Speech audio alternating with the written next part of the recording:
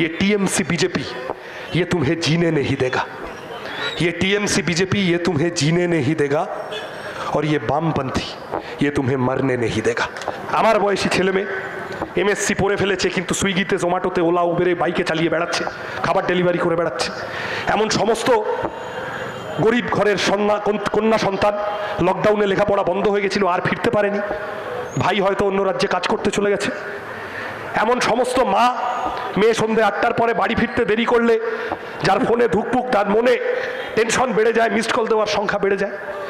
এমন সমস্ত মধ্যবয়সী চাকুরিজীবী মানুষ মাসের 12 তারিখ 13 তারিখ 14 তারিখের পর আর একদিনও মাংস কিনবেন কিনা বাজারে গিয়ে ভাবেন, কারণ জিনিসের যা দাম।